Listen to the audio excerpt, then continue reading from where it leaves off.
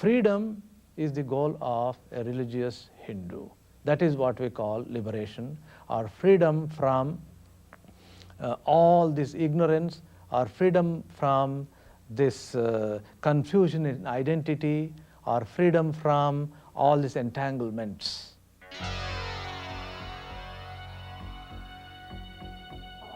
Hinduism is a religion that is simple and complex at the same time. It has one God and a multitude of gods. Some say there are as many as 330 million, all showing different aspects of the same one God. There are over 500 million Hindus in the world. Most are found in India, although there are about 750,000 Hindus in the United States. Among Hindus, there is a broad diversity in belief and practice. There are dozens, perhaps hundreds of sects, and religious texts so numerous it would take more than a lifetime to read them. The oldest elements of Hinduism stand side by side with the most modern, as though the whole history of the religion were present at once.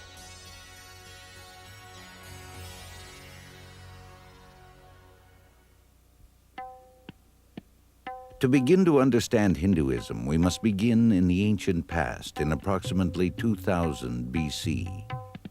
At that time, in northwestern India, the city of Mohenjo-daro and others like it prospered. Archaeological evidence shows early signs of a forerunner to the Hindu god Shiva and the practice of yoga meditation. Around 1600 BC, Mohenjo-daro probably fell to invaders from Europe and Central Asia, the Aryans. It is believed the Aryans gradually spread across northern India and mingled with the native people. Out of this culture came the Vedas. The Vedas are the sacred books of the early Hindus, and the word Veda means knowledge. It's related to the words video or vision in the other languages of in the Indo-European family. And so the sacred knowledge is the object of the Vedas, and they consist, however, of hymns which are written to the gods and the goddesses who are being prayed to in the sacrifice being the main emphasis of early Hinduism. Hinduism is also called Vedic religion because the authoritative texts of Hinduism are called Vedas. Veda means just knowledge, wisdom of God, wisdom of the world, wisdom of the individual, all are found in the Vedas. Even if there were no written records of the Vedas, they wouldn't be lost.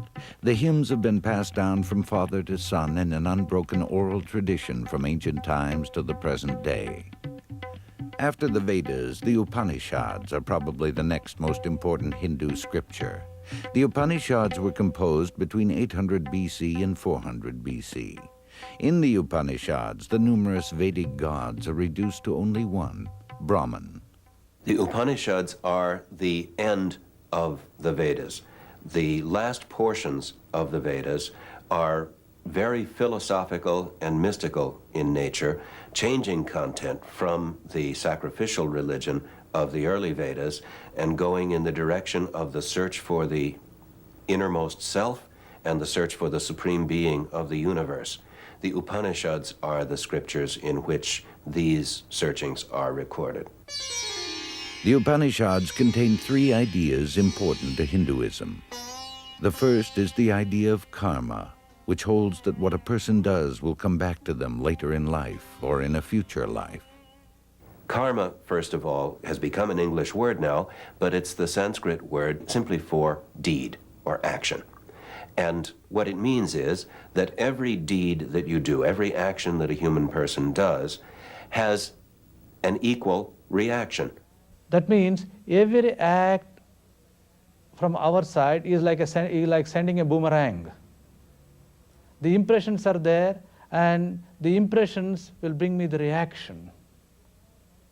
So these go on multiplying, more and more, more and more, more and more, more and more. It's a big complex. It becomes a big network of impressions in our minds. That is what we call karma.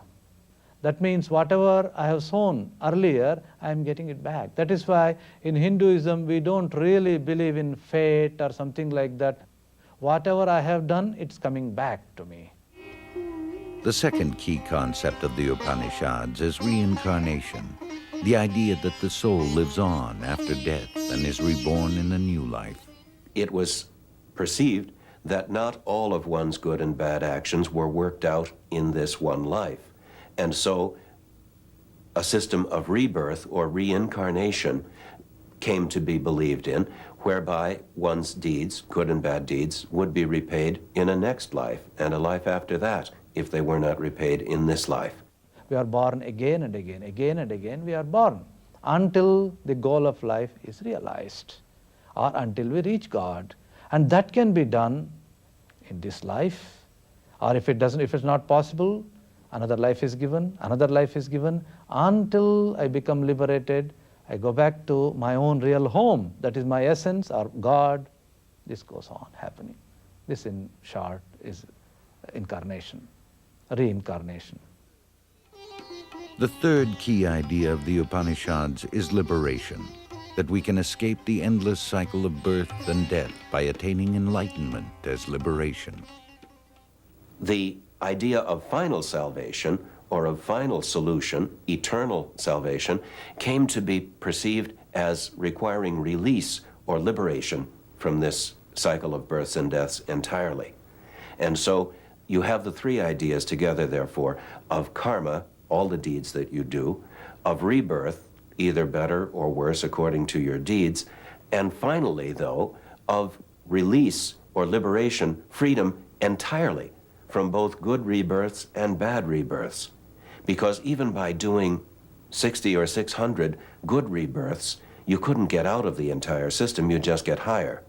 And conversely, by doing bad deeds, you'd get lower. But the idea of salvation or release or freedom came to embody the notion, I have to get out of this whole system.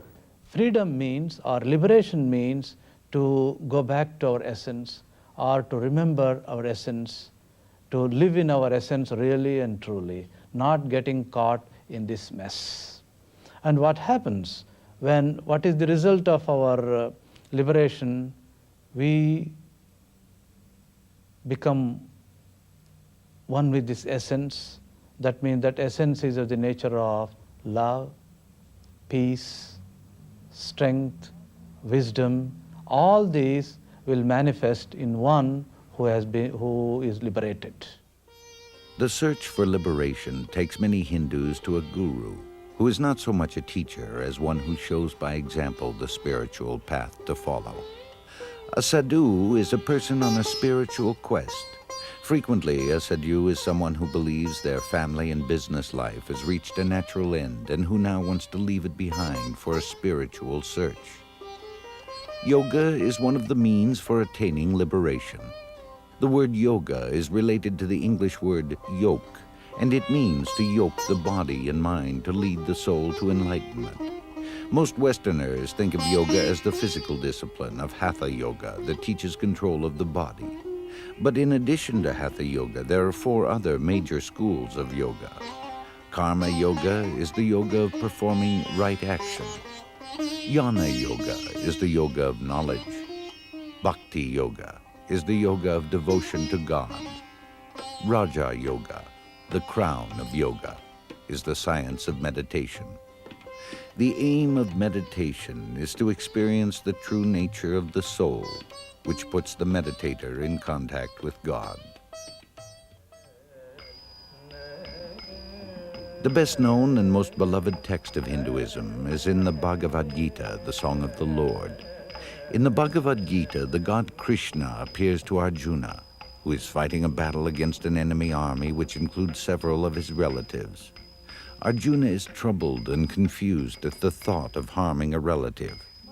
Krishna tells Arjuna that the soul never dies and that he must follow his destiny, no matter what the consequences, while surrendering all his actions unto God. While Hindus generally recognize only one supreme God, literally dozens of sects continue to worship a number of other gods and goddesses.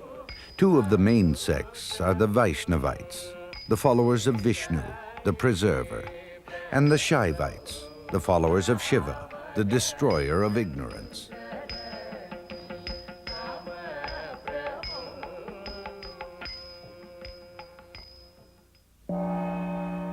In the 6th century BC, partly in reaction against the complexity of Hinduism, Gautama Buddha proposed a new and comparatively simple doctrine, and for a while at least, Buddhism was dominant over Hinduism. The Western world's first contact with Hinduism came in the year 326 BC when the Greek conqueror Alexander the Great reached India's borders. Alexander helped to establish links between East and West that contributed to the growth of trade and influenced the development of Indian art. In 52 AD, St. Thomas, a Christian missionary, is believed to have arrived in Kerala, India, and today there is still a strong Christian influence there and in some other parts of India. But neither the world conqueror Alexander nor Christianity had much impact on the vast Indian subcontinent. Buddhism, too, ultimately failed to fully penetrate Indian life. A major reason is that Hinduism has always shown a remarkable capacity to absorb new ideas. Rather than fighting Buddhism, Hinduism gradually absorbed it by revering Buddha as an incarnation of God and by adopting some of his ideas. In the 8th century, Islam made its first appearance in India. And by the 12th century, Islamic armies had defeated the divided Hindu kingdoms and established the Sultanate of Delhi. Art and literature flourished under the Muslims, and European visitors were amazed at the splendor of their court.